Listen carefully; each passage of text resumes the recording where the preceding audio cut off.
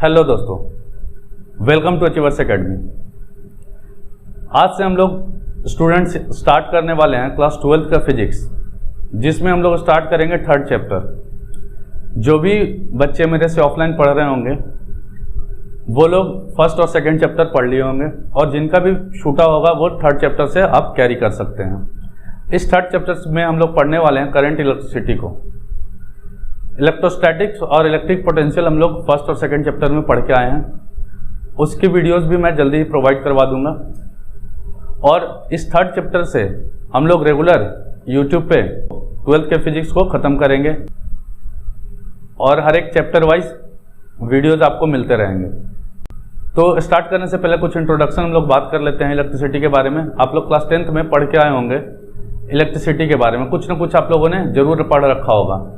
इस current electricity वाले chapter में हम लोग डिस्कस करेंगे करंट का, जो किसी कंडक्टर में जो करंट फ्लो होता है उसमें किस तरीके से वो मोशन करता है, क्योंकि हम लोग चार्जेस का मोशन यहाँ पे देखने वाले हैं, और उसके कारण जो भी पॉजिटिव नेगेटिव टर्मिनल बनता है। उसके अलावा आपका यहाँ पे पढ़ेंगे हम लोग किस तरीके से रेसिस्टेंस का इफेक्ट टेम्परेचर पे पड़ता है, रेसिस्टेंस को किस तरीके से सीरीज और पैरेलल में जोड़ा जाता है और उससे क्या फ़र्क पड़ता है सर्किट में। उसके बाद पोटेंशियोमीटर पढ़ेंगे, व्हीटस्टोन ब्रिज को पढ़ेंगे, और उसके बाद हम लोग मीटर ब्रिज पढ़ेंगे। इस पूरे चैप्टर में आप मेरे साथ इस चैनल पे बने रहें। और चलिए स्टार्ट करते हैं अभी इस चैप्टर को। स्टार्ट करने से पहले आपसे कुछ 10th का, जो क्लास 10th में आप पढ़ के आए हो इस चैप्टर के बारे में, उसके बारे में कुछ डिस्कस बेसिक कर लेते हैं। उसके बाद हम लोग आगे बढ़ेंगे धीरे धीरे। तो फ्रेंड्स, आप पढ़ के आए होंगे क्लास 10th में कि इलेक्ट्रिसिटी का फ्लो जो होता है वो मेनली जो चार्जेस का फ्लो के कारण होता है। मतलब इलेक्ट्रोस्टैटिक्स में 1st और 2nd चैप्टर में हम लोग डिस्कस किए, हम लोगों ने डिस्कस किया कि जो चार्ज होगा वो कभी भी मोशन में नहीं होगा। चार्ज क्या होगा? रेस्ट पे होगा। इस चैप्टर में हम लोग डिस्कस करेंगे कि चार्जेस जो होगा वो मोशन में आ जाएगा। इसके बाद मैग्नेटिज्म पढ़ना हम लोगों को। मैग्नेटिज्म में भी चार्जेस मोशन में होगा। चार्ज जब मोशन में आता है तब दो तरीके का फिनोमिना शो करता है, एक तो मैग्नेटिक फील्ड बनाता है, एक इलेक्ट्रिक फील्ड बनाता है। ठीक है। स्टैटिक चार्ज में भी इलेक्ट्रिक फील्ड बनता है, जो कि हम लोग पीछे के चैप्टर्स में पढ़ के आए हैं। यहाँ पे क्या होगा कि जब चार्ज मोशन में आएगा, और अगर वो मोशन कांस्टेंट वेलोसिटी का मोशन है, ध्यान से सुनिएगा, अगर वो मोशन कांस्टेंट वेलोसिटी का मोशन है तब उसको करंट इलेक्ट्रिसिटी बोला गया। अगर वही मोशन कांस्टेंट ना रह के कुछ वेलोसिटी में चेंज आ जाए, मतलब कि एक्सेलरेटेड मोशन जाए, तब उस वैसे मोशन में हम लोग मैग्नेटिक फील्ड जनरेट होते हुए देखेंगे नेक्स्ट चैप्टर में, जिसमें मैग्नेटिज्म का इफेक्ट दिखा जाएगा। इस चैप्टर में डिस्कस करने से पहले सबसे पहले जो बेसिक क्वांटिटी है उसके बारे में डिस्कस कर लेते हैं। आइदर वो इलेक्ट्रोस्टैटिक्स हो, इलेक्ट्रिक करंट हो, या तो मैग्नेटिज्म हो, सब में एक कॉमन फैक्टर है जो कि है चार्ज। चार्ज के फ्लो के कारण ही इलेक्ट्रिसिटी प्रोड्यूस होता है। इलेक्ट्रिसिटी चार्ज के स्टैटिक रहने के कारण जो क्या होता है, इलेक्ट्रोस्टैटिक से जो आता है, चार्ज रेस्ट पे हो तब इलेक्ट्रोस्टैटिक हम लोग पढ़ते हैं। इसको अगर फर्दर क्लासिफाई किया जाए चार्जेस के बारे में, तो चार्जेस जो है दो तरीके से क्लासिफाई किया जाएगा। एक तो रेस्ट पे होगा चार्ज, एट रेस्ट। दूसरा जो चार्ज होगा वो होगा इन मोशन। अब अगर आप लोगों ने 11th का पीछे पढ़ा होगा मैकेनिक्स, उसमें आप लोगों ने देखा होगा कि मोशन दो तरीके से कर सकता है कोई भी ऑब्जेक्ट। एक तो या तो कांस्टेंट वेलोसिटी के साथ मोशन करे, या तो एक वेलोसिटी फर्दर चेंज करते रहे, हर एक टाइम इंटरवल पे उसका वेलोसिटी चेंज होता रहे। वैसे मोशन को हम लोग एक्सेलरेटेड मोशन कहते हैं। तो मोशन में भी दो पार्ट सब कैटेगराइज होगा, दो सब पार्ट होगा, जिसमें एक होगा अगर चार्जेस कांस्टेंट वेलोसिटी से चल रहा हो, अगर चार्जेस में मोशन जो है कांस्टेंट वेलोसिटी का मोशन हो तब एक फिनोमिना डेवलप होता है। और अगर वही मोशन वेरिएबल वेलोसिटी का हो जाए, वेरिएबल वेलोसिटी का हो जाए, तब एक फिनोमिना डेवलप होता है। इन दोनों फिनोमिना में क्या डिफरेंस है? तो देखिए, जो जब चार्ज रेस्ट पे होगा उस फिनोमिना को बोला जाता है इलेक्ट्रोस्टैटिक्स। इलेक्ट्रोस्टैटिक्स इस ब्रांच को क्या बोला जाता है? जब चार्ज रेस्ट पे हो उस ब्रांच को बोला जाता है इलेक्ट्रोस्टैटिक, जो हम लोगों ने 1st और 2nd चैप्टर में डिस्कस किया। जब चार्ज कांस्टेंट वेलोसिटी से चलने लगे तो इसी को बोला जाता है इलेक्ट्रिक करंट। Electric current. और अगर चार्ज में मोशन है, वेरिएबल वेलोसिटी का मतलब क्या है फ्रेंड्स? वेरिएबल वेलोसिटी कहने का मतलब क्या है मेरा कि वेलोसिटी जो होगा टाइम पे चेंज होगा, वेलोसिटी क्या होगा, हर इंटरवल पे चेंज होगा। इसका मतलब इसमें मोशन कैसा आएगा, एक्सेलरेटेड मोशन आएगा, एक्सेलरेटेड मोशन आएगा। इसमें एक्सेलरेटेड मोशन में एक्सेलरेशन जो होगा नॉट इक्वल टू 0 होगा, मतलब वेलोसिटी हर इंटरवल पर अगर चेंज हो रहा है तो उसमें मोशन डेफिनेटली आएगा, और मोशन आने के कारण इसमें एक्सेलरेशन आएगा, और एक्सेलरेशन आएगा तो उसमें एक फोर्स डेवलप होगा, जिसके कारण हम लोग मैग्नेटिक फोर्स पढ़ते हैं। तो इस ब्रांच को हम लोग बोलते हैं, इस ब्रांच को जब मोशन एक्सेलरेटेड हो, इस ब्रांच को बोलते हैं मैग्नेटिज्म, इलेक्ट्रोमैग्नेटिज्म, इलेक्ट्रोमैग्नेटिज्म। इलेक्ट्रोमैग्नेटिज्म में हम लोग देखेंगे कि इलेक्ट्रिक करंट के फ्लो होने के कारण जो भी इसमें क्या होता है, मैग्नेटिक प्रॉपर्टी डेवलप होता है। किसी करंट कैरिंग वायर में अगर इलेक्ट्रिक करंट फ्लो हो रहा है तो उसके कारण उसमें मैग्नेटिक प्रॉपर्टी डेवलप होता है, उसके चारों ओर एक मैग्नेटिक फील्ड बनता है, उसमें कुछ फोर्सेस काम करते हैं, जैसे कि उस फोर्स से हम लोग निकालेंगे मैग्नेटिक फोर्स होगा, लॉरेंज फोर्स होगा, उन सब का इफेक्ट देखेंगे, वो नेक्स्ट चैप्टर में देखेंगे। यहाँ पे हम लोगों का मेन डिस्कशन का टॉपिक है इलेक्ट्रिक करंट। अगर कोई भी चार्ज कांस्टेंट वेलोसिटी से चल रहा है तो उसमें इलेक्ट्रिक करंट डेवलप होगा, और इलेक्ट्रिक करंट के बारे में हम लोग यहाँ पे अब चलते हैं, डिस्कस करते हैं। इलेक्ट्रिक करंट सबसे पहले अगर बात करें तो है क्या, आप लोगों ने पढ़ रखा है 10th में कि इलेक्ट्रिक करंट है क्या, बेसिक डिफिनेशन इलेक्ट्रिक करंट का क्या। तो किताबों में ऐसे डिफाइन किया जाता है इलेक्ट्रिक करंट को, rate of flow of charge is called electric current. Rate of flow of charge से मतलब क्या है कि अगर कोई चार्ज किसी एक पर्टिकुलर क्रॉस सेक्शन एरिया से जिस रेट से, रेट यहाँ पे फिजिक्स में जब भी रेट का बात आएगा तो टाइम से रिलेशन आएगा, टाइम डिपेंडेंट चीज होगा, टाइम पे डिपेंड करेगा वो। जैसे जैसे टाइम का चेंज आएगा, टाइम इंटरवल आते जाएगा, उस टाइम इंटरवल में नंबर ऑफ चार्जेस जितना एक क्रॉस सेक्शन एरिया से किसी कंडक्टर के दूसरे क्रॉस सेक्शन एरिया तक फ्लो करेगा, उसी को इलेक्ट्रिक करंट बोला जाता है। ठीक है, या तो इसको डिफाइन कर सकते हैं, it is defined as the amount of charge flowing through a cross section of a, cross section area through of a conductor, ठीक है, of a conductor in unit time, in a unit time या per unit time is called electric current. चलिए आइए इसको समझते हैं कैसे इसको डिफाइन किया गया है और किस तरीके से इसको करंट को देखा जाता है। देखिए, सबसे पहले हम लोग जो बात करेंगे इसमें, वो बात करेंगे इलेक्ट्रिक करंट में जो चार्जेस फ्लो होगा। चार्जेस आपको पता होगा कि चार्ज किस तरीके का होता है, अगर आपने फर्स्ट और सेकंड चैप्टर पढ़ा है तो आपको बेसिक आइडिया होगा कि चार्जेस से मेरा क्या मतलब है। इलेक्ट्रॉन का फ्लो, चार्जेस बेसिक, चार्ज का बेसिक जो फंडामेंटल क्वांटिटी होता है, फंडामेंटल यूनिट होता है चार्ज का, वो होता है इलेक्ट्रॉन। मतलब चार्ज जो फ्लो होगा हम इलेक्ट्रॉन के टर्म में बताते हैं, इतना इलेक्ट्रॉन फ्लो हुआ। कुछ कूलम चार्ज अगर फ्लो होता है, जैसे बात करें कि अगर 10 कूलम चार्ज फ्लो हो रहा है तो कितना इलेक्ट्रॉन फ्लो होगा, तो हम लोग जानते हैं कि एक इलेक्ट्रॉन के फ्लो होने में 1.6 × 10⁻⁻19 कूलम चार्ज फ्लो होता है। ठीक है, तो 10 कूलम में कितना होगा, तो 1 कूलम में निकाल लेंगे, उसके बाद 10 कूलम में निकाल लेंगे, जितना भी चार्ज फ्लो होगा। यहां से आप लोग देख सकते हैं कितना नंबर ऑफ इलेक्ट्रॉन से भी कैलकुलेट किया जा सकता है। तो इसीलिए फंडामेंटल क्वांटिटी क्या बना दिया गया, इलेक्ट्रॉन को बना दिया गया कि फंडामेंटल क्वांटिटी क्या है, इलेक्ट्रॉन है। इलेक्ट्रॉन जैसे जैसे फ्लो होगा वैसे वैसे हम लोग बताएंगे कि चार्जेस फ्लो हो रहा है। चलिए आइए डिफिनेशन पे चलते हैं। इलेक्ट्रिक करंट को डिफाइन कैसे किया जाएगा, सबसे बेसिक जो बात है वो इलेक्ट्रिक करंट है। इलेक्ट्रिक करंट को डिफाइन कैसे किया जाता है, तो इसका डिफिनेशन आता है कि रेट ऑफ, एक डिफिनेशन दिया जाता है, rate of flow of charges. इतने में सारा बात बोल दिया गया।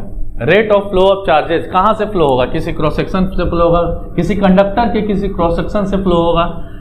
क्या फ्लो हो रहा है, चार्ज फ्लो हो रहा है, कितने रेट से, मतलब पर यूनिट टाइम की बात कर दिया गया, तो एक यूनिट टाइम में कितना फ्लो हुआ, उसी को हम लोग क्या बोलेंगे, इलेक्ट्रिक करंट बोलेंगे। या तो इसका डिफिनेशन एक और तरीके से दिया जाता है, बोला जाता है कि इट इज, ऐसे भी लिख सकते हैं आप और करके, डिफिनेशन अगर लिखना हो तो it is defined,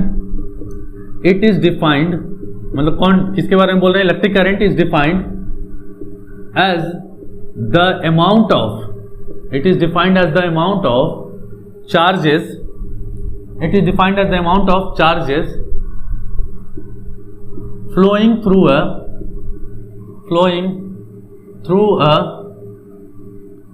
cross section of, मैं समझाता हूं इसको कैसे, क्या बात कर रहा है, डिफिनेशन से क्या मतलब निकलता है। Through a cross section of a conductor, through a conductor per unit time, ठीक है, देखिए अब इस डिफिनेशन को देखिए क्या बोला है, amount of charges flowing through a cross section of a conductor per unit time is called electric current. इसका मतलब क्या है दोस्तों, देखिए मतलब क्या बताना चाह रहा है, दोनों डिफिनेशन सेम है। अगर आपको बोर्ड एग्जाम के पर्सपेक्टिव से अगर लिखना हो, अगर डिफिनेशन कहीं पे लिखना हो, 10th में लिखना हो, तो ये डिफिनेशन ज्यादा सटीक होगा। ये इनफॉर्मल डिफिनेशन है, ये फॉर्मल डिफिनेशन है जो किताबों में लिखा जाता है जनरली।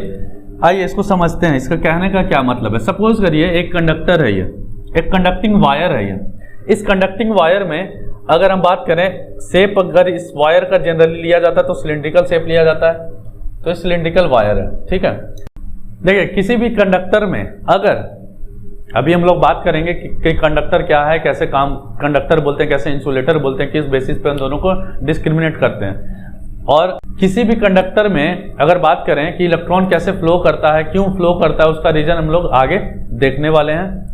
अभी अगर हम बात करें तो किसी भी नॉर्मल कंडक्टर हो या नॉन कंडक्टिंग बॉडी हो या इंसुलेटिंग बॉडी हो, कोई भी बॉडी हो, सब में इलेक्ट्रॉन प्रेजेंट होता है। बस अंतर यही होता है कि किसी का इलेक्ट्रॉन आउटर सेल में जो इलेक्ट्रॉन होता है वो लूजली बाइंडेड होगा न्यूक्लियस से, या तो इलेक्ट्रॉन जो होगा कैसे होगा, टाइटली बाउंडेड होगा इलेक्ट्रॉन न्यूक्लियस से। उस बेसिस पे हम लोग डिवाइड करते हैं कि इंसुलेटर कौन है, कंडक्टर कौन है और सेमीकंडक्टर कौन है। देखिए सपोज करिए कोई एक कंडक्टर, कोई एक एटम है, इस एटम के न्यूक्लियस में प्रोटॉन और न्यूट्रॉन होता है और इसके चारों तरफ इलेक्ट्रॉन क्या होता है, इस आउटर सेल में ऑर्बिट में, इस आउटर ऑर्बिट में क्या करता है, रिवॉल्व करते रहता है, इसके अराउंड रिवॉल्व करता है। अगर इस न्यूक्लियस से इसका फोर्स, ये इलेक्ट्रॉन का फोर्स, अगर बाइंडिंग फोर्स जो है हाई है, बाइंडिंग फोर्स अगर हाई है, बहुत ज्यादा बाइंडिंग फोर्स है, मतलब कि इस बाइंडिंग को तोड़ा नहीं जा सकता, बहुत मुश्किल से तोड़ा जाएगा, तो ऐसे कंडक्टर, ऐसे मटेरियल को क्या बोलेंगे, कंडक्टर नहीं बोला जाएगा। कंडक्टर वैसे मटेरियल को बोला जाता है जिसका इलेक्ट्रॉन जो है आउटर सेल में वो लूजली बाइंडेड हो। कैसा हो, लूजली बाउंडेड हो, लूज हो, ठीक है, लूजली बाइंडेड। किसके साथ हो, बाइंडेड, लूजली बाइंडेड हो न्यूक्लियस के साथ। वैसे मटेरियल को क्या बोलेंगे हम लोग, वैसे मटेरियल को बोलेंगे कंडक्टर। चलिए आइए देखते हैं आगे। ये सब बेसिक बातें आप लोग 10th में जानते होंगे, 10th में पढ़ के आए होंगे। अब सपोज करिए इस कंडक्टर में नंबर ऑफ इलेक्ट्रॉन्स बहुत ज्यादा होंगे, क्योंकि नंबर ऑफ एटम बहुत ज्यादा है। एटम्स को हम लोग इस पूरे कंडक्टर के थ्रू आउट द लेंथ हम लोग कैलकुलेट करना चाहें तो नंबर ऑफ एटम्स ही बहुत ज्यादा होगा। नंबर ऑफ एटम ज्यादा होगा तो उसके हर एक सेल में, हर एक एटम में के आउटर सेल में जो भी नंबर ऑफ इलेक्ट्रॉन होगा वो भी ज्यादा होगा। तो ये नंबर ऑफ इलेक्ट्रॉन्स जनरली जो कंडक्टर होता है, अभी तक कोई इसमें पोटेंशियल डिफरेंस क्रिएट नहीं हुआ है, अभी तक इसमें कोई करंट फ्लो नहीं हो रहा है, फिर भी इसमें जो इलेक्ट्रॉन्स होता है वो इलेक्ट्रॉन्स मोशन में होता है। सर ये क्या बात है, मोशन में होगा, इलेक्ट्रॉन तो शांत होना चाहिए, करंट फ्लो नहीं होगा तो इलेक्ट्रॉन शांत होना चाहिए। तो ऐसा नहीं है, इलेक्ट्रॉन जो होता है रैंडम मोशन करते रहता है अपना। जैसे नंबर ऑफ बहुत सारा इलेक्ट्रॉन है वो रैंडम मोशन करता है। क्यों करता है इसका रीजन मैं बताता हूँ। बहुत सारा इलेक्ट्रॉन जो है वो रैंडम मोशन इधर से इधर अपना घूमते रहता है, करते रहेगा, ठीक है, बिना किसी एनर्जी के पाए हुए। ऐसा पॉसिबल है, बिना कोई एनर्जी को इसमें दिए हुए इलेक्ट्रॉन्स रैंडम मोशन कर सकता है। कोई भी मोशन करना हो तो उसमें एनर्जी की जरूरत पड़ेगी। एनर्जी इन द सेंस कहने का मतलब या तो आप फोर्स लगा के एनर्जी दीजिए, या तो नॉर्मल कोई इस तरीके का एनर्जी दीजिए जिससे कोई फोर्स का मतलब नहीं हो, जैसे कि थर्मल एनर्जी हो गया, ठीक है, वैसे एनर्जी लेके ये मोशन करेगा। अब देखिए होता क्या है, जनरली जो आपका इन्वायरमेंट होता है, इन्वायरमेंट और इस कंडक्टर का टेम्परेचर दोनों में क्या बात है, डिफरेंस आता है। या इन दोनों में क्या आता है, इन्वायरमेंट टेम्परेचर और आपका जो कंडक्टर का टेम्परेचर, इन दोनों में डिफरेंस आएगा। इस डिफरेंस के कारण आप थर्मोडायनेमिक्स 11th में पढ़ेंगे, उसमें आपको पढ़ने को मिलेगा जब भी टेम्परेचर का डिफरेंस आएगा उसमें एक थर्मल एनर्जी फ्लो हो जाता है। उस थर्मल एनर्जी के कारण यहाँ पे जो इलेक्ट्रॉन होता है वो उसको एनर्जी मिलता है और वो एनर्जी को लेके वो इलेक्ट्रॉन क्या होता है, अपने रैंडम मोशन में आ जाता है, मोशन करने लगता है। लेकिन मोशन ऐसा होता है, रैंडम मोशन होता है, वो एक इलेक्ट्रॉन यहाँ से निकलेगा दूसरे में जाके क्या हो जाएगा, एब्जॉर्ब हो जाएगा। वो हम लोग आगे बात करेंगे, ड्रिफ्ट वेलोसिटी का जब डिस्कशन करेंगे इस चैप्टर में तब हम लोग बात करेंगे। अभी के लिए हम लोग समझते हैं कि इसमें नंबर ऑफ इलेक्ट्रॉन बहुत ज्यादा है सर, और इस नंबर ऑफ इलेक्ट्रॉन को इलेक्ट्रिसिटी कैसे बोलेंगे, नंबर ऑफ इलेक्ट्रॉन का जो मोशन है उसको इलेक्ट्रिसिटी कैसे बोलेंगे और बाहर कैसे निकाला जा सकता है। देखिए हम लोग एक ऑब्जर्वेशन लेते हैं इन इलेक्ट्रॉन्स को।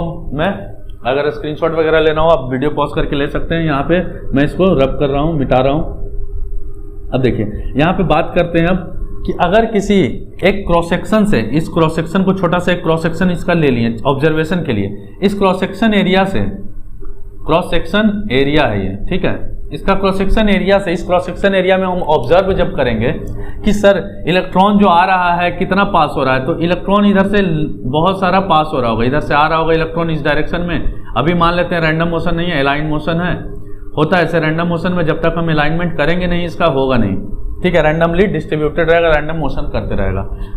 अब यहाँ पे सपोज करिए इलेक्ट्रॉन्स यहाँ से गया, यहाँ से पास होने लगा, इस क्रॉस सेक्शन को इधर जाना, इस डायरेक्शन में अगर इलेक्ट्रिसिटी का फ्लो करवाना हो तो इस डायरेक्शन में क्या उनका ये इलेक्ट्रॉन जो होगा आगे बढ़ते चला जाएगा, इसके पीछे और इलेक्ट्रॉन होगा वो आगे बढ़ेगा, इसके पीछे और इलेक्ट्रॉन होगा, जो भी होगा वो आगे इस डायरेक्शन में अलाइन किया जाएगा। अलाइनमेंट का तरीका है हम लोग पोटेंशियल डिफरेंस क्रिएट कर देंगे और एक फोर्स लगा के ड्रिफ्ट वेलोसिटी का यूज करके उसको हम लोग बाहर निकाल लेते हैं, वो आगे हम लोग नेक्स्ट टॉपिक में डिस्कस करेंगे।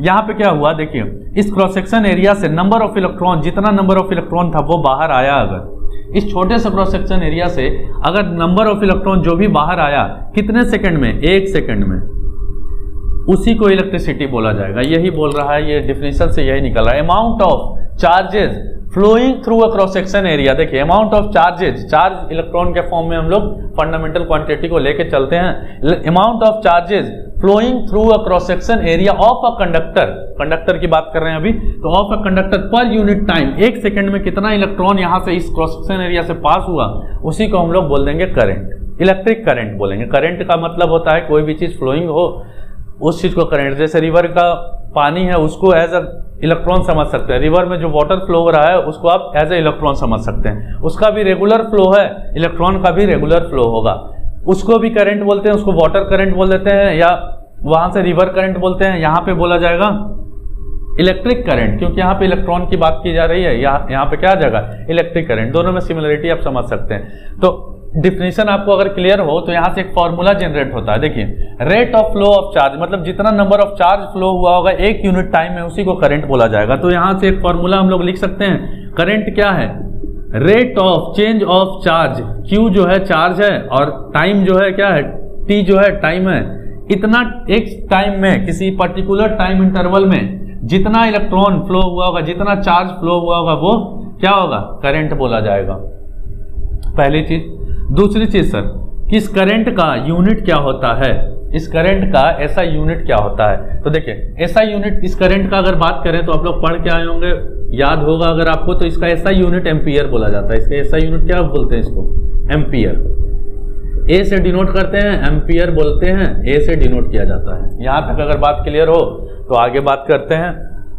चलिए देखिए चार्ज का ऐसा यूनिट क्या होता है, चार्ज का ऐसा यूनिट हम लोग बढ़े कूलम होता है, टाइम का ऐसा यूनिट क्या होता है, सेकंड होता है। तो हम लोग करंट का एक यूनिट और बोल सकते हैं, 1 एम्पियर बराबर क्या हो जाएगा, 1 कूलम चार्ज अगर 1 सेकंड में फ्लो हो रहा है उसको 1 एम्पियर बोला जाएगा, ठीक है। तो कूलम पर सेकंड भी करंट का ही यूनिट है, लेकिन ऐसा यूनिट क्या है इसका, एम्पियर है। यूनिट और ऐसा यूनिट में डिफरेंस आपको क्लास 11th में अगर पढ़िएगा तो वहां पे आपको यूनिट एंड डायमेंशन चैप्टर में आपको पढ़ाया जाएगा। एम्पियर करंट क्या है, देखिए कूलम पर सेकंड भी क्या है, 1 एम्पियर ही है, तो कूलम पर सेकंड भी यूनिट है, लेकिन ऐसा यूनिट क्या है, एम्पियर है। अब चलिए आगे बढ़ते हैं इसमें। सर करंट का किस तरीके का क्वांटिटी है, हम लोग 11th के फर्स्ट चैप्टर में यूनिट डायमेंशन में पढ़ते हैं। जो क्वांटिटी है वो 7 फंडामेंटल क्वांटिटीज में बांटा गया, 2 तरीके का क्वांटिटी बांटा गया, एक फंडामेंटल क्वांटिटीज और एक डिराइव क्वांटिटीज। फंडामेंटल में 7 फंडामेंटल क्वांटिटीज आता है, जिसमें से एक करंट, इलेक्ट्रिसिटी करंट भी है, ठीक है, एम्पियर भी है, एक फंडामेंटल यूनिट है, मतलब क्वांटिटी कौन है, इलेक्ट्रिक करंट एक फंडामेंटल क्वांटिटी है। तो सर फंडामेंटल क्वांटिटी है अगर, तो ये किस तरीके का क्वांटिटी है, क्वांटिटी को 2 तरीके से देखा जाता है, एक वेक्टर या एक स्केलर। अब सर किस तरीके का क्वांटिटी है ये, तो ये सबसे बड़ा सवाल आपके लिए है कि किस तरीके का क्वांटिटी है, या तो वेक्टर हो सकता है या तो स्केलर हो सकता है। इसके बारे में अगर डिस्कस करते हैं, अगर आपको स्क्रीनशॉट लेना हो तो आप वीडियो पॉज करके स्क्रीनशॉट ले सकते हैं, इसके बाद हम लोग डिस्कशन करते हैं इसका। चलिए आगे बढ़ते हैं, इसमें डिस्कशन क्या करना है हमको कि स्केलर है कि वेक्टर है। देखिए स्केलर वेक्टर में सबसे पहले अंतर आपको बता दूं, अगर नहीं याद हो 11th की धुंधली यादें अगर ताज़ा नहीं हो रही हो तो आइए बात कर लेते हैं इसमें। वेक्टर, एक फिजिकल क्वांटिटी को दो भागों में बांटा जाता है, वेक्टर और एक स्केलर। सर स्केलर और वेक्टर में बेसिक डिफरेंस क्या है? स्केलर जो है इसमें जनरल जो डिफिनेशन आप पढ़ते हैं, डायरेक्शन भी होता है एंड साथ साथ मैग्नीट्यूड भी होता है, ठीक है। लेकिन स्केलर में क्या होता है? स्केलर में क्या होता है? सिर्फ और सिर्फ क्या होता है? इसमें मैग्नीट्यूड होता है, डायरेक्शन नहीं होता है, ठीक है। इसमें स्केलर में क्या होता है? सिर्फ और सिर्फ मैग्नीट्यूड होता है। सर डायरेक्शन और मैग्नीट्यूड से क्या मतलब है, मैग्नीट्यूड से क्या मतलब है? तो देखिए किसी भी फिजिकल क्वांटिटी को 11th में फर्स्ट चैप्टर में ही बताया जाता है कि किसी भी फिजिकल क्वांटिटी को x मान लेते हैं, फिजिकल क्वांटिटी है, उसको लिखने का तरीका है n इंटू म्यू। ये किताबों में आप देखेंगे ये फॉर्मूला यूज किया जाएगा फर्स्ट चैप्टर में। n क्या है? n है सर, यही है मैग्नीट्यूड। मैग्नीट्यूड मतलब किसी भी क्वांटिटी का, किसी भी क्वांटिटी में अगर न्यूमेरिकल वैल्यू दिया हुआ है, अगर न्यूमेरिकल वैल्यू दिया हुआ है वो होगा आपका मैग्नीट्यूड। जैसे 10 केजी में 10 जो है वो उसका मैग्नीट्यूड शो कर रहा है, 20 मीटर में 20 जो है वो मैग्नीट्यूड शो कर रहा है। तो सर मीटर क्या शो कर रहा है, केजी क्या शो कर रहा है? तो केजी और मीटर इस म्यू को शो करता है जो कि होता है यूनिट। तो किसी भी फिजिकल क्वांटिटी को लिखने के लिए हम लोग यूज करते हैं मैग्नीट्यूड और यूनिट। मैग्नीट्यूड और यूनिट हमेशा साथ होगा, बिना यूनिट के कुछ क्वांटिटीज है जिसको डायमेंशनलेस क्वांटिटीज बोलते हैं, डायमेंशन इसी बेसिस पे निकाला जाता है। उसकी बात आप लोग 11th के का जब हम लोग डिस्कशन करेंगे, 11th का जब बैच स्टार्ट होगा उसमें हम लोग डिस्कस करेंगे। यहाँ देखिए मैग्नीट्यूड, सर मैग्नीट्यूड कोई भी न्यूमेरिकल वैल्यू किसी भी फिजिकल क्वांटिटी में अगर आपको दिख रहा है वो उसका मैग्नीट्यूड शो कर रहा है। सर तो डायरेक्शन कहाँ से पता चल रहा है? सर ये तो किसी भी क्वांटिटी में होगा, या तो स्केलर हो या वेक्टर हो, किसी भी क्वांटिटी में होगा। तो सर एक एक्स्ट्रा पॉइंट आता है डायरेक्शन। अब डायरेक्शन से क्या समझते हैं? देखिए कोई भी फिजिकल क्वांटिटी अगर वेक्टर होना है उसको तो मैग्नीट्यूड और डायरेक्शन तो होना ही पड़ेगा, मैग्नीट्यूड और डायरेक्शन तो होना ही पड़ेगा। सपोज करिए 10 केजी के बारे में अगर बात करें तो केजी किसका यूनिट है? मास का। केजी किसका यूनिट है? मास का। और 10 क्या है? मैग्नीट्यूड बता रहा है। आप 1 केजी का कितना मैग्नीट्यूड ले रहे हैं? 10 बार आप 1 केजी को ले रहे हैं, वही 10 केजी इसका मैग्नीट्यूड बता दिया। तो ये मास हो गया केजी और मैग्नीट्यूड हो गया 10। लेकिन सर इसमें डायरेक्शन तो शो नहीं हो रहा है कि 10 केजी किधर बताया जा रहा है, ईस्ट में, वेस्ट में, नॉर्थ में, साउथ में, किस तरीके से बताया जा रहा है। आप अगर किसी शॉप पे जाते होंगे, कुछ खरीदना होगा, वेट करवाना होगा, वजन करवाना होगा, सपोज दैट गेहूं खरीदना हो, चीनी खरीदना हो, कुछ भी खरीदना हो, तो आप क्या बोलते हैं उसको जाके? 10 केजी का चीनी दे दीजिए, 10 केजी गेहूं दे दीजिए। ये तो बोलते नहीं होंगे 10 केजी ईस्ट में चीनी दीजिए, 10 केजी वेस्ट में चीनी दीजिए, 10 केजी नॉर्थ साउथ ऊपर नीचे दाएं बाएं, इस तरह का कोई डायरेक्शन यूज नहीं करते होंगे। तो सर इस तरीके का क्वांटिटी जिसमें डायरेक्शन नहीं हो वैसे क्वांटिटीज को अभी हम लोगों ने बात किया, क्या बोलते हैं इसको? स्केलर। तो ये मास क्या है? स्केलर क्वांटिटी है। अगर सर आपको बोल दिया जाए फोर्स, 10 न्यूटन का फोर्स लग रहा है, 10 न्यूटन का फोर्स लग रहा है, 10 इसमें क्या है? मैग्नीट्यूड है अगेन, और न्यूटन क्या है? फोर्स का ऐसा यूनिट है। तो फोर्स में अब बताना जरूरी है कि 10 न्यूटन का फोर्स किस डायरेक्शन में लग रहा है, कितने एंगल पे लग रहा है, मतलब एंगल डिपेंडेंट होता है। कहने का मतलब है जो वेक्टर क्वांटिटी होगा वो एंगल पे डिपेंड करेगा। तो एंगल डिपेंडेंट जब होगा तो 10 न्यूटन का फोर्स किस डायरेक्शन में लग रहा है ये आप कैसे बता पाएंगे? तो उसके लिए डायरेक्शन बताना पड़ता है। 10 न्यूटन का plus minus east west, 10 Newton east में, 10 न्यूटन वेस्ट में, इस तरीके से इस क्वांटिटी को बताया जाता है। तो ऐसे क्वांटिटीज को क्या बोलते हैं हम लोग? Vector quantity. तो फोर्स एक वेक्टर क्वांटिटी है। अगर आपको स्केलर और वेक्टर क्लियर हो तो आगे बात करते हैं हम लोग इलेक्ट्रिसिटी का। देखिए जो भी लिखना हो आप वीडियो पॉज करके लिख सकते हैं, देखिएगा आप। देखिए अब सर इन्हीं दोनों में से एक क्वांटिटी कोई होगा जो कि इलेक्ट्रिसिटी को डिफाइन करेगा, इलेक्ट्रिक करंट को डिफाइन करेगा। देखिए इलेक्ट्रिक करंट सर एक एग्जांपल देते हैं, इधर से 2 एम्पियर का करंट आया, इधर से 3 एम्पियर का करंट आया, तो इस डायरेक्शन में अगर जाना हो तो आप कितना एम्पियर का करंट बताते हैं? 5 एम्पियर का करंट बताते हैं। स्केलर क्वांटिटी, किसी भी स्केलर क्वांटिटी को डायरेक्टली जोड़ा जा सकता है बिना किसी डायरेक्शन के, बिना किसी साइन के। तो यहाँ देखिए 2 और 3 5 हो गया, मतलब कि सर ये स्केलर लग रहा है। लेकिन सर यहाँ पे एक और दिक्कत है, देखिए ये सर डायरेक्शन शो कर रहा है आपको, ये डायरेक्शन शो कर रहा है। अगर हम बदल दें डायरेक्शन इसको 3 एम्पियर का इधर अगर कर देते हैं, देखिएगा ध्यान से देखिएगा, 3 एम्पियर इधर कर दिया जाए अगर, तो आपको यहां से जो करंट आएगा वो आपको अगर बताना हो किस डायरेक्शन में आ रहा है करंट, देखिए डायरेक्शन 1 का बदलने से डायरेक्शन चेंज हो जाएगा। 3 एम्पियर का इधर आ रहा है, 2 एम्पियर का इधर आ रहा है, मतलब कि 1 एम्पियर का करंट इधर आना पड़ेगा, तभी 3 एम्पियर इधर से निकल रहा है। यहाँ पे देखिए करंट का डायरेक्शन बदल गया मैग्नीट्यूड चेंज होने से, मैग्नीट्यूड भी चेंज हो गया इसके डायरेक्शन के चेंज होने से। तो इसका मतलब सर इसमें डायरेक्शन की बात हो रही है। इलेक्ट्रॉन का फ्लो डायरेक्शन की बात करेगा, इलेक्ट्रॉन का फ्लो करंट इलेक्ट्रिसिटी डायरेक्शन की बात करेगा आपसे। तो सर डायरेक्शन भी दिख रहा है यहाँ, मैग्नीट्यूड भी दिख रहा है, तो ये सर वेक्टर होना चाहिए। अभी तो एक पल के लिए स्केलर लग रहा था, डायरेक्ट जोड़ दे रहे थे, देखिए अभी भी डायरेक्ट वही समेशन किए हैं, 2 और 1 3। ठीक है, ये सब आप यहाँ पे एक जंक्शन बनता है, ये आप पढ़ेंगे आगे किरचॉफ लॉ में किस तरीके से जंक्शन बनता है और जंक्शन पे कैसे करंट काम करता है, केसीएल बोलते हैं उसको, किरचॉफ करंट लॉ। अब देखिए यहाँ पे ये डायरेक्ट सम हो गया, स्केलर के किसी भी क्वांटिटी को डायरेक्ट जोड़ा जा सकता है, लेकिन वेक्टर के किसी भी क्वांटिटी को एंगल पे, अगर किसी एंगल पे है तो उसको डायरेक्ट नहीं जोड़ सकते, उसमें साइन के साथ उसको जोड़ा जाएगा, एंगल पे डिपेंडेंट जोड़ा जाएगा। तो सर इसमें हुआ क्या, करंट में तो मैग्नीट्यूड भी दिख गया, स्केलर की तरह जुड़ भी रहा है, डायरेक्शन भी है, फिर भी तो तब तो वेक्टर क्वांटिटी होना चाहिए, लेकिन जब ऐड डायरेक्टली किया जा रहा है तो स्केलर दिख रहा है। तो सर ना ये स्केलर है ना ये वेक्टर क्वांटिटी है, ना ये स्केलर क्वांटिटी है, वेक्टर क्वांटिटी भी नहीं है, और ये स्केलर क्वांटिटी भी नहीं है। तो सर ये कैसा क्वांटिटी आ गया, ये नया पिक्चर में क्वांटिटी आ रहा है। इस क्वांटिटी को हम लोग बोलते हैं टेंसर क्वांटिटी।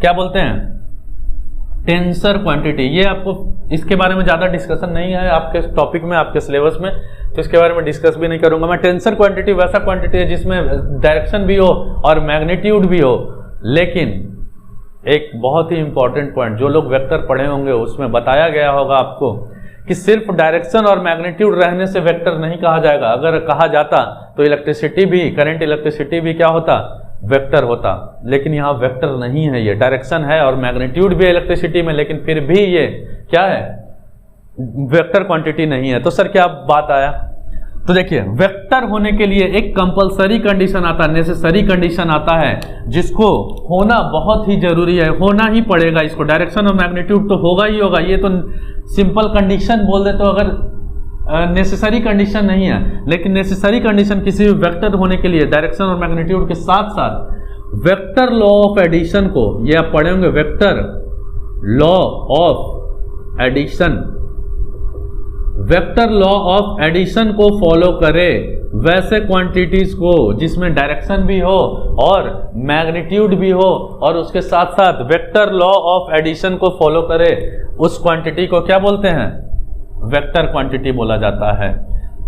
अभी भी नहीं समझ में आया सर, तो आगे चलते हैं बातों में जो प्रीवियस हम लोग बात करके आए हैं। देखिए वेक्टर लॉ ऑफ एडिशन आप लोग पढ़ के आए होंगे वेक्टर, तो उसमें बताया गया होगा कि वेक्टर में क्या होता है, दो तरीके से वेक्टर का समेशन किया जाता है। बेसिकली जनरली दो तरीका यूज किया जाता है, एक तो पैरेललोग्राम और एक तो ट्रायंगल लॉ। तीसरा भी होता है जिसको हम लोग बोलते हैं पॉलीगॉन लॉ।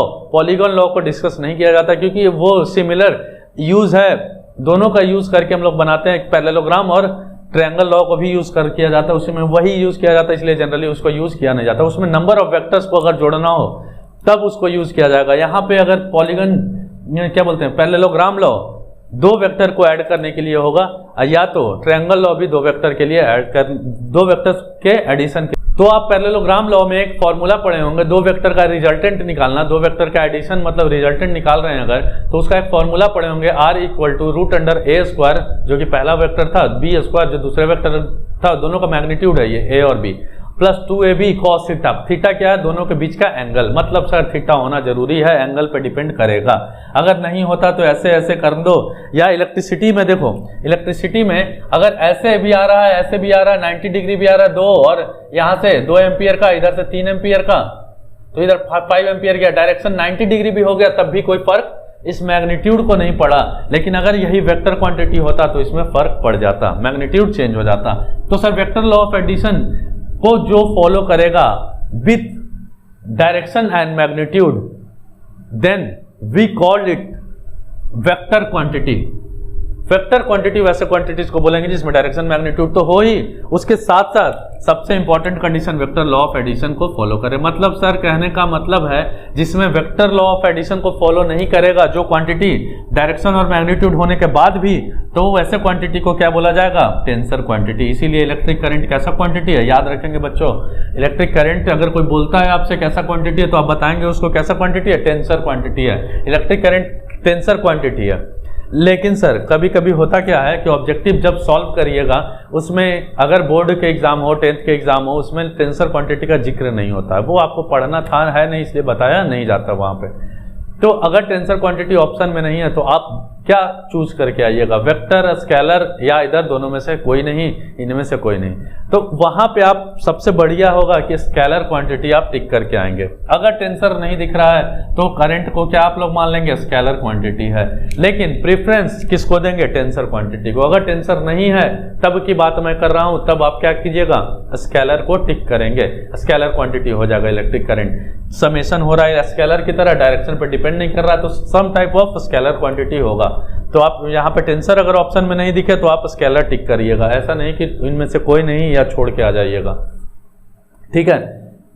तो इतना बात अगर क्लियर हो, इलेक्ट्रिक करंट का बेसिक फंडा अगर पता चल गया आपको कि किस तरीके से अमाउंट ऑफ चार्जेस के फ्लो होने से किसी क्रॉस सेक्शन से अगर फ्लो हो रहा है किसी कंडक्टर के एक पर यूनिट टाइम, तो उसको इलेक्ट्रिक करंट बोलेंगे। और करंट टेंसर क्वांटिटी है और करंट का ऐसा यूनिट एम्पियर होता है, या तो यूनिट बात करें तो कूलम पर सेकेंड भी होता है। और इलेक्ट्रिक करंट जो होता है वो जनरली मोशन में होता है। कांस्टेंट वेलोसिटी से जब चलेगा कोई भी पार्टिकल, उस टाइम उसमें जो मोशन आता है, पार्टिकल में मोशन आता है, इलेक्ट्रॉन में जो मोशन आता है, चार्ज में जो मोशन आता है, उस मोशन को हम लोग पर यूनिट टाइम अगर कैलकुलेट करते हैं उसी को इलेक्ट्रिसिटी बोला जाता है। ये था बेसिक डेफिनेशन, बेसिक बात। अगर इतना आपको क्लियर हो गया हो तो आगे हम लोग फर्दर डिस्कशन को बढ़ाते हैं और आगे जो टॉपिक है नेक्स्ट टॉपिक पे चलते हैं। तब तक आप इसका स्क्रीनशॉट ले लें या आप वीडियो को पॉज करके देख सकते हैं।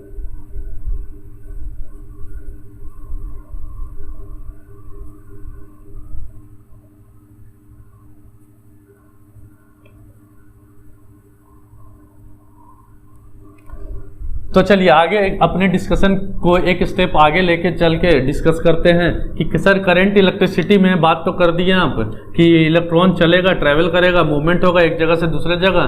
तो सर ऐसा भी तो हो सकता है कि उस क्रॉस सेक्शन से, ध्यान से सुनिएगा इस बात को, ऐसा भी तो हो सकता है कि उस क्रॉस सेक्शन से कांस्टेंट नंबर ऑफ इलेक्ट्रॉन्स ना निकले।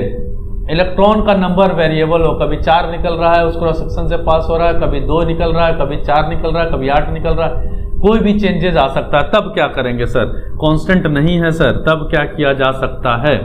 चलिए उसके बारे में डिस्कस करते हैं। देखिए अभी तक हम लोगों ने ये जो पढ़ा है, ये फॉर्मूला, वो फॉर्मूला आता है कांस्टेंट अगर करंट पास करवाना हो किसी कंडक्टर से तो उसमें नंबर ऑफ इलेक्ट्रॉन जो होगा, चार्ज जो होगा, वो कांस्टेंट फ्लो हो रहा है। लेकिन होगा क्या कि कभी कभी कांस्टेंट करंट नहीं आएगा। तो इस जहां से आया है फॉर्मूला, जहां से डेवलप हुआ है, वहां उसके रूट पे चलते हैं हम लोग और डिस्कस करते हैं कि किस तरीके से क्या होगा। करंट अगर वेरिएबल हो तब क्या दिक्कत आएगा, मतलब टाइम पे डिपेंडेंट हो, टाइम पे चेंज होते रहे इलेक्ट्रॉन का फ्लो उस क्रॉस सेक्शन से, उस चीज को हम लोग डिस्कस करते हैं। चलिए आइए देखिए, इस पूरे बातों में हम लोगों ने ये बात जाना कि इलेक्ट्रॉन का फ्लो होगा सर। अब इलेक्ट्रॉन का फ्लो मैं बोल रहा हूं कि इलेक्ट्रॉन का फ्लो जो होगा वो कांस्टेंट ना हो के वेरिएबल हो जाए। सपोज करें कि ये फिर से उस कंडक्टर को मैं ड्रॉ कर देता हूं। ये कंडक्टर है और ये सिलेंड्रिकल कंडक्टर था, ऐसे सिलेंडर बन नहीं पा रहा है। चलिए ये सिलेंड्रिकल कंडक्टर था इस तरीके से, और इस कंडक्टर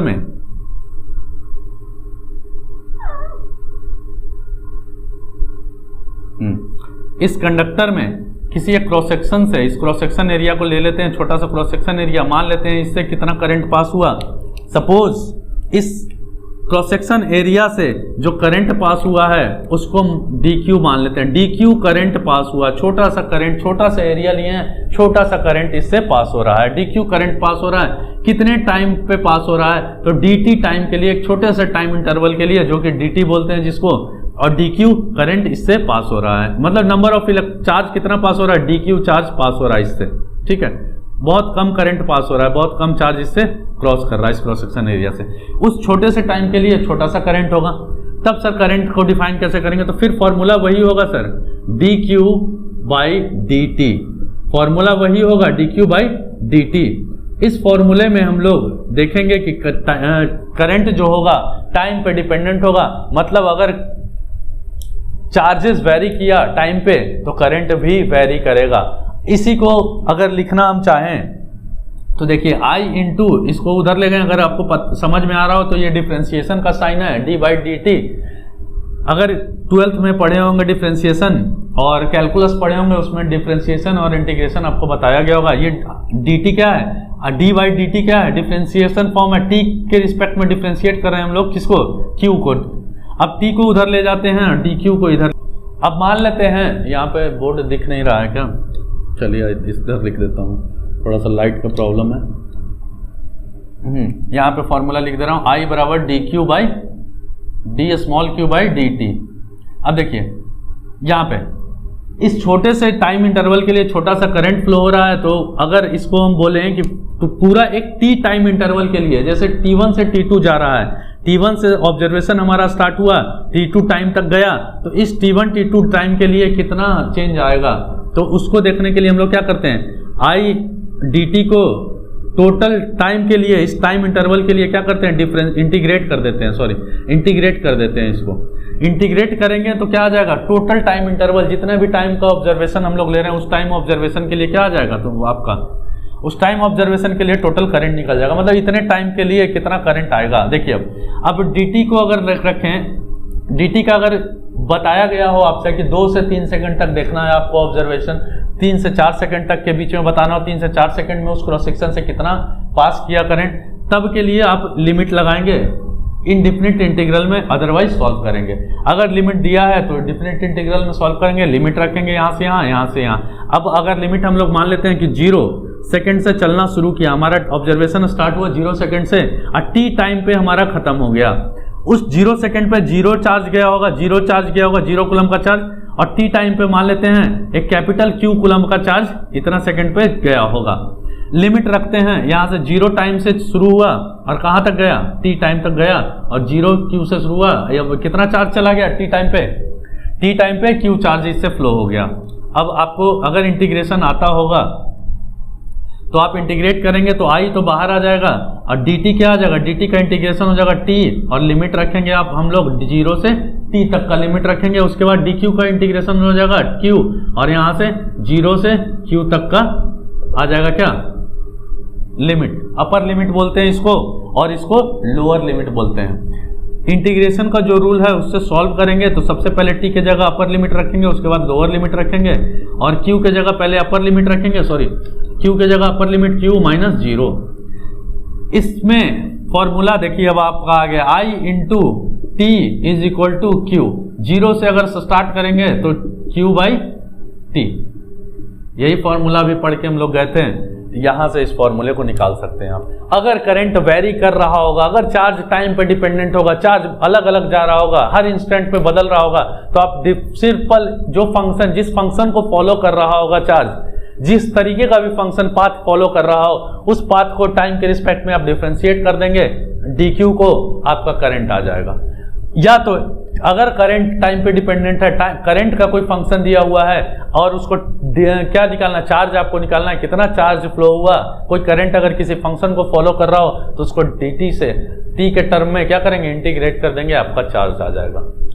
इतना बात अगर समझ गए होंगे तो हम लोग इस पे क्वेश्चंस करके देखते हैं एक बार, किस तरीके से क्वेश्चन पूछा जाता है और क्या क्या क्वेश्चन आ सकता है।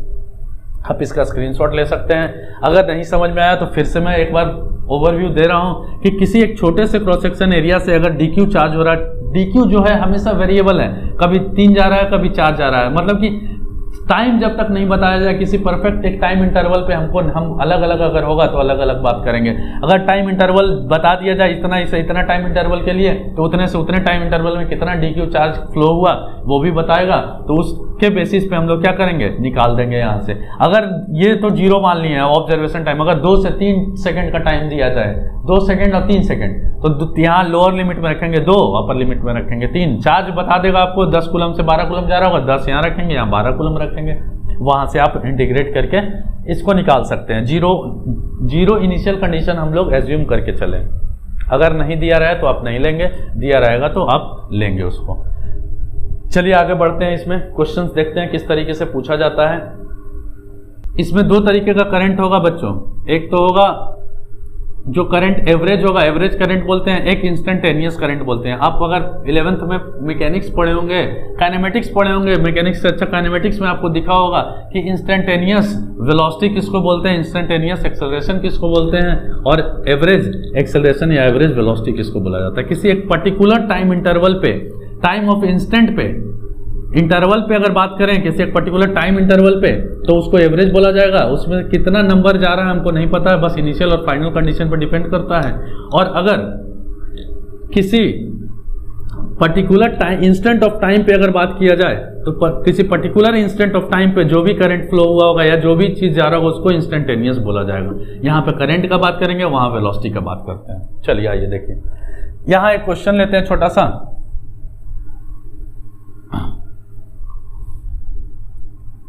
यहाँ निकालते हैं, अगर मान लेते हैं कि Q जो है हमारा, Q जो है वेरी कर रहा है 4t²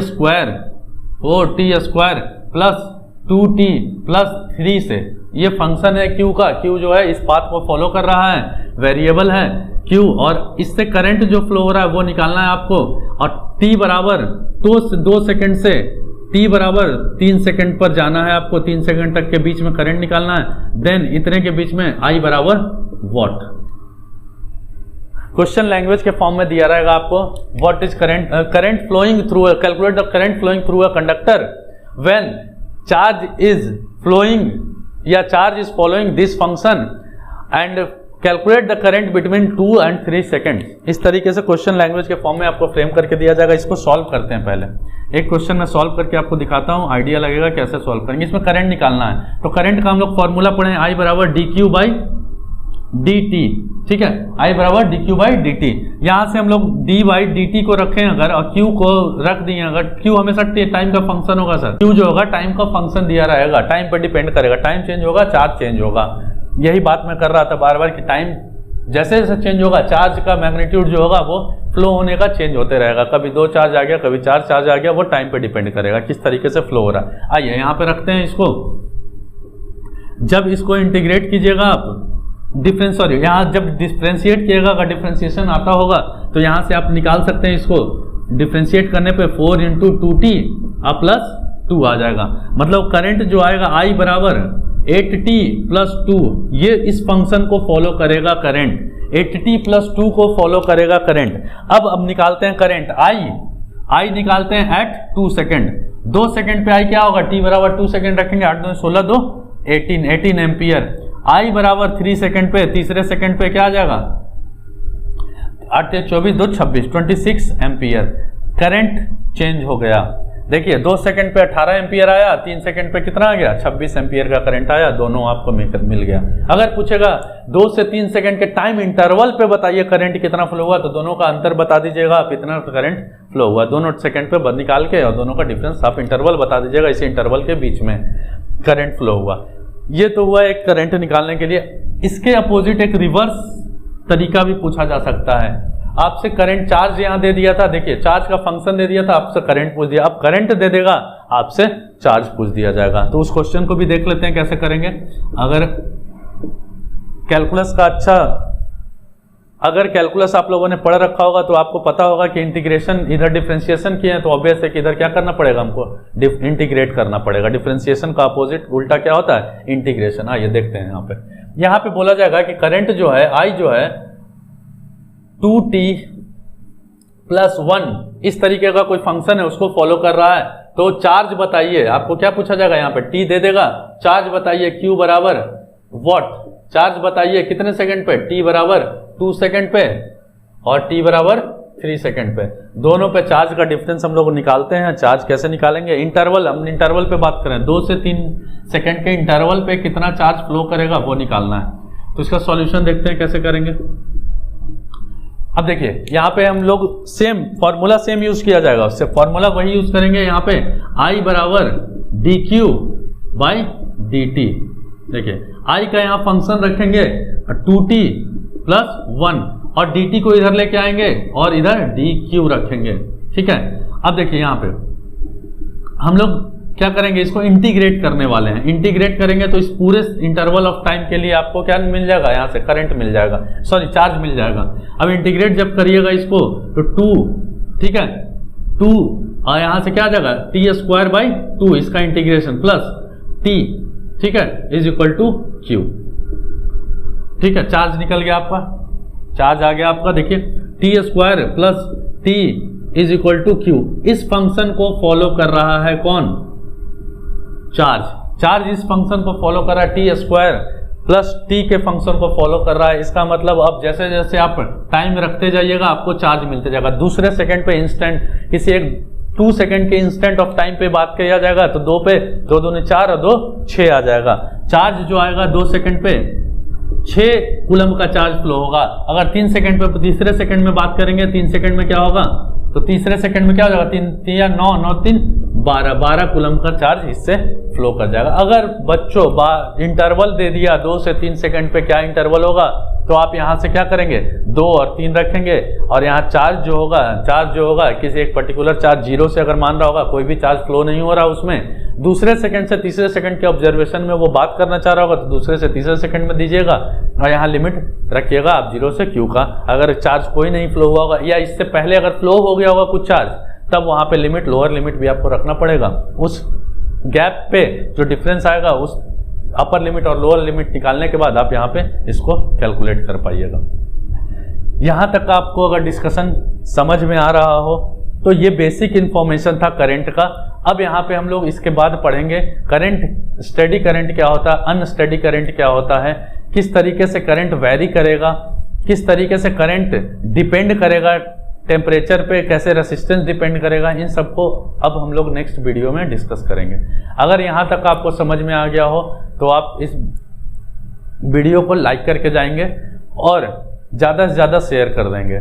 अब इसके बाद से जो वीडियो आने वाला है, ये तो बेसिक इंट्रोडक्शन था इलेक्ट्रिसिटी का, इसके बाद से जो वीडियो आएगा वो इलेक्ट्रिसिटी का मेन टॉपिक होगा आपका, जो कि कवर करेगा मैक्सिमम पार्ट। इससे भी ऑब्जेक्टिव क्वेश्चन एग्जाम्स में बनाया जाता है, जो कि बोर्ड लेवल के एग्जाम्स में बनाया जाता है। आगे के एग्जाम में, कॉम्पिटिटिव एग्जाम में इससे क्वेश्चन नहीं बनता है। अगर इंटीग्रेट करके बनाना होगा तब क्वेश्चन बनेगा, वो भी बहुत ईजी क्वेश्चन हो जाता है, वो बनाया नहीं जाता। IIT जैसे एग्जाम में तो नहीं बनाया जाता। तो इसके बाद हम लोग डिस्कशन स्टार्ट करेंगे कल से। ड्रिफ्ट वेलोसिटी क्या है, किस तरीके से करंट का फ्लो हो रहा है, चार्ज तो मूव कर रहा है, थर्मल एनर्जी लेके चार्ज तो मूव कर रहा है, लेकिन किस तरीके से इलेक्ट्रॉन्स को हम लोग बाहर निकालेंगे या फ्लो करवाएंगे किसी वायर में, वो हम लोग डिस्कशन करेंगे। उसका डिस्कशन कल हम लोग करेंगे। आज के लिए इस वीडियो को यहीं रहे, नेक्स्ट वीडियो में मुलाकात होगी आपसे, तब तक के लिए गुड बाय।